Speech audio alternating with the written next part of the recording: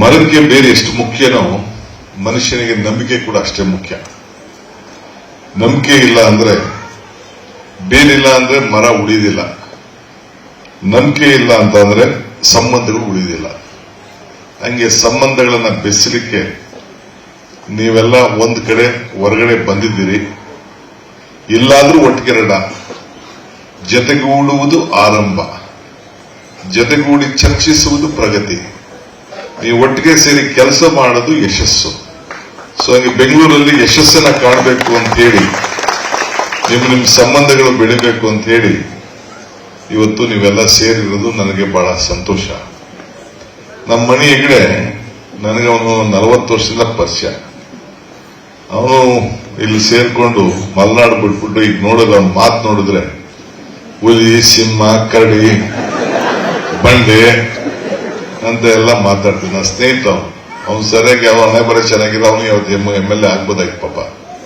ಇರ್ಲಿ, ಬಂಡೆ ಅಂತ ಬೆರೀತಿದ್ದ. ಅದು ಬಂಡೆ, ನಾನು ಬಂಡೆ ಅಲ್ಲ. ಈ ಬಂಡೆ ಕನಕಪುರದ ಬಂಡೆ ಅಲ್ಲ ನಾನು. ಬಂಡೆ ಪ್ರಕೃತಿ, ಅದನ್ನ ಕಡೆದರೆ ಆಕೃತಿ, ಪೂಜಿಸಿದರೆ ಸಂಸ್ಕೃತಿ.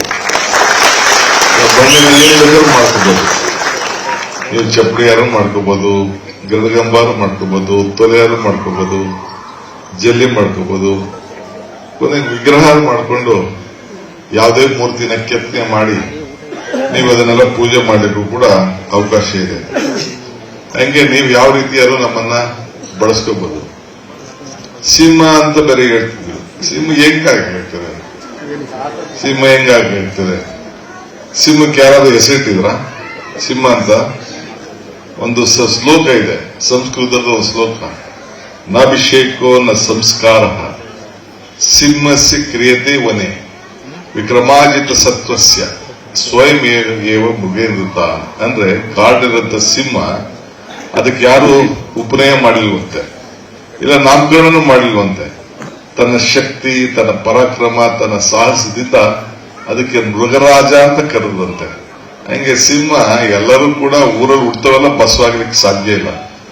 ಎಲ್ಲರೂ ಕೂಡ ಸಿಂಹ ಆಗ್ಲಿಕ್ಕೆ ಸಾಧ್ಯ ಇಲ್ಲ. ತನ್ನ ಶಕ್ತಿ ಪರಾಕ್ರಮ ಇದೆ. ಸೊ ಅದಕ್ಕೆ ತಂದೆ ಆದಂತ ಹೆಸರು ನಮ್ಮ ಇತಿಹಾಸದಲ್ಲಿ, ನಮ್ಮ ಲಾಂಛನ, ಈ ಭಾರತದ ಲಾಂಛನ ಹಾಕ್ಬೇಕಾದ್ರೆ ಮೇಲ್ಗಡೆ ಸಿಂಹದ 4 ಮುಖದ ಸಿಂಹಗಳನ್ನ ಇಟ್ಟು ಈ ಭಾರತಕ್ಕೆ, ಇತಿಹಾಸಕ್ಕೆ ಅದೊಂದು ಹೆಸರಿಟ್ಟಿದ್ದಾರೆ.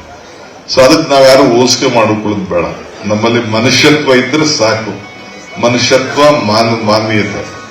ನಾನು ರಂಭಾಪುರಿ ಶ್ರೀಗಳು, ನಮ್ಮ ವೀರಗಂಗಾರಜ್ಜ ಅವರ ಶಿಷ್ಯ. ನಾನು ಅವರನ್ನು ಹೇಳ್ತಾರೆ, ಮಾನವ ಧರ್ಮಕ್ಕೆ ಜಯವಾಗಲಿ, ಧರ್ಮದಿಂದಲೇ ವಿಶ್ವಕ್ಕೆ ಶಾಂತಿ ಅಂತೇಳಿ. ಹಂಗೆ ಇವತ್ತು ನಾವೆಲ್ಲ ಮಾನವೀಯತೆಗೆ ನಾವೆಲ್ಲ ಹೆಚ್ಚಿಗೆ ಮುಂದೆ ಹೋಗ್ಬೇಕಾದಂತ ಕೆಲಸವನ್ನು ನಾವು ಮಾಡಬೇಕಾಗ್ತದೆ. ಇವತ್ತು ನೀವೆಲ್ಲ ಸೇರಿದ್ದೀರಿ, ನಿಮ್ ಹಿರಿಯರವರೆಲ್ಲ ಇಲ್ಲಿ ಇದ್ದಾರೆ, ಜಮೀನು ವ್ಯವಸಾಯ ಮಾಡ್ತಾ ಇದ್ದೀರಿ. ನನಗೆ ಅರ್ಜಿ ಕೊಟ್ಟವ್ರೆ ನಿಮ್ ಸಂಘದವರು, ಕೆಲವು ಏನೇನೋ ಅವರ ಬೇಡಿಕೆ, ಅಡಿಕೆ ರೋಗ ಇದೆ, ಅದಿದೆ, ಇದಿದೆ ಅಂತ ಎಲ್ಲ ಕೊಟ್ಟವ್ರೆ. ಲಾಸ್ಟ್ ಅಲ್ಲಿ ಕೊನೆಗೆ ನಿಮ್ ಬೆಂಗಳೂರಿಂದ ಒಂದು ಜಾಗ ಕೊಡಿ, ಒಂದು ಆಫೀಸ್ ಕಟ್ಕೋತೀನಿ ಅಂತ ಅದು ಕೂಡ ಕೇಳ್ಕೊಂಡು, ಅದು ಒಂದು ಮೇಜರ್ ಡಿಮ್ಯಾಂಡ್. ಅದು ಅಲ್ಲಿ ಮಿಕ್ಕಿದ ರಾಜಕೀಯದವರೆಲ್ಲ ಅಲ್ಲಿ ಭಾಷಣ ಹೊಡಿತಾ ಇರ್ತಾರೆ. ನಮ್ಮ ರಾಜೇಗೌಡರು ಅವರೆಲ್ಲ, ಅಲ್ಲಿರೋ MLAಗಳೆಲ್ಲ, ಅಡಿಕೆ ಶಿವಮೊಗ್ಗದವರು, ಇವರೆಲ್ಲ ಸೇರಿ ಮಾಡ್ತಾ ಇರ್ತಾರೆ. ಸೊ ಹಂಗೆ ಬೇಕಾದಷ್ಟು ಅವೆಲ್ಲ ನಾನು ಮಾಡೋಣ. ಈಗ ನಿಮ್ ಜಾಗ ಬೇಕು, ನಿಜ, ನೀವೆಲ್ಲ ಒಟ್ಟುಗೊಂದು ಜಾಗ ಬೇಕು. ಮುಂದಕ್ಕೆ CS ಗೆ ಅರ್ಜಿ ಕರಿತೀನಿ. ಈಗ ಕರೆದು ಬಿಟ್ಟಿದ್ದೀನಿ, ನೀವು ಅರ್ಜಿ ಹಾಕಿಲ್ಲ. BBMP ನೇರ ಕೊಡೋದು ಬೇಡ, CS ನ BDಯಿಂದ ಏನಾದ್ರು ಒಂದ್ ಕಡೆ ಕೊಡೋಣ. ನೀವು ಅರ್ಜಿ ಹಾಕೊಳ್ಳಿ, ಖಂಡಿತ ನಿಮ್ಮೆಲ್ಲ ಒಟ್ಟಿಗಿರುವಂತ ಕೆಲಸ ಮಾಡ್ಕೊಳ್ಳಿ. ಸೊ ದೇವ್ರು ನಿಮ್ಗೆ ಕೊಟ್ಟಿರೋದು 2, ನಮ್ಗೆ ಕೊಟ್ಟಿರೋದು 2 ಆಗಿದೆ.